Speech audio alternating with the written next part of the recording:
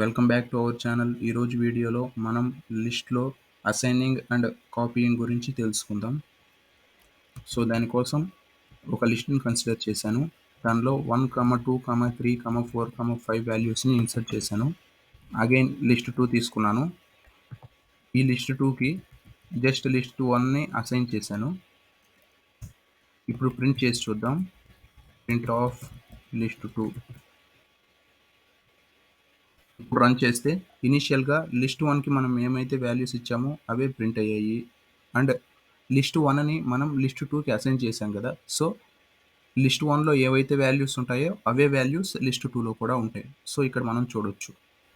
ఇప్పుడు లిస్ట్ 1లో ఏదైనా వాల్యూని మోడిఫికేషన్ చేద్దాం. 0th పొజిషన్లో హాయ్ అని అసైన్ చేశాను. ఇప్పుడు లిస్ట్ 1లో ఏం జరుగుతుందో అండ్ లిస్ట్ 2లో ఏం జరుగుతుందో చూద్దాం. Print of list 1, print of list 2.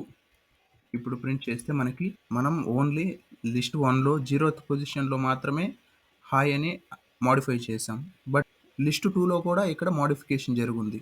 అంటే మనం 2 లిస్ట్స్ని అసైన్ చేసినప్పుడు ఆ 2 లిస్ట్స్లో ఏదో ఒక్క లిస్ట్లో అయినా మోడిఫికేషన్ జరిగితే ఆ ఎఫెక్ట్ రెండో లిస్ట్లో కూడా రిఫ్లెక్ట్ అవుతుంది. సో ఇక్కడ మనం చూస్తే లిస్ట్ 1లో మాత్రమే మోడిఫై చేసాం. హియర్ లిస్ట్ 2లో కూడా మోడిఫై అయ్యి ఉంది.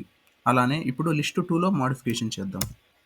లిస్ట్ 2 ఆఫ్ 0th పొజిషన్లో వెల్కమ్ అని స్ట్రింగ్ని పాస్ చేశాను.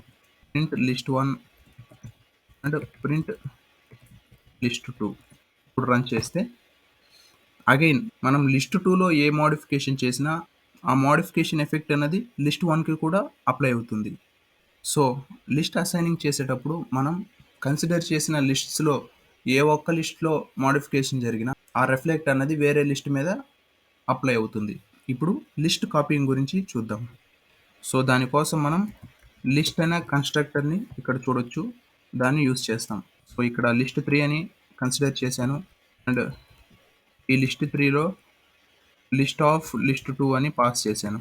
అంటే ఇప్పుడు లిస్ట్ 2లో ఏవైతే వాల్యూస్ ఉంటాయో ఆ వాల్యూస్ అన్ని లిస్ట్ కన్స్ట్రక్టర్ ద్వారా ఈ లిస్ట్ 3కి అసైన్ అవుతాయి. ఇప్పుడు మనం ప్రింట్ చేద్దాం. Print of list 3. సో ఇక్కడ లిస్ట్ 1 అండ్ లిస్ట్ 2లో ఏవైతే వాల్యూస్ ఉన్నాయో అవే వాల్యూస్ ఇక్కడ లిస్ట్ 3లో కూడా పాస్ అయ్యాయి. బట్ లిస్ట్ 3 మాత్రం మనం లిస్ట్ కన్స్ట్రక్టర్తో క్రియేట్ చేసాం. ఇప్పుడు లిస్ట్ 3ని మోడిఫికేషన్ చేసి చూద్దాం. List 3 of 0 equals to programming అని పాస్ చేశాను. ఇప్పుడు list 1 and list 2 and list 3ని మూడింటిని ప్రింట్ చేసి చూద్దాం.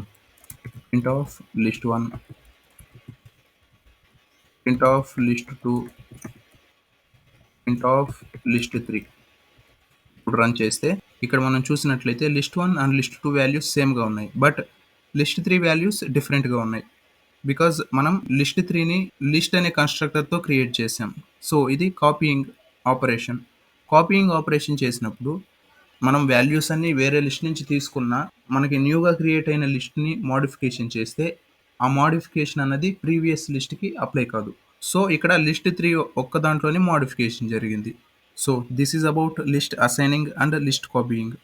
For more videos subscribe to my channel and watch my playlist. Thank you.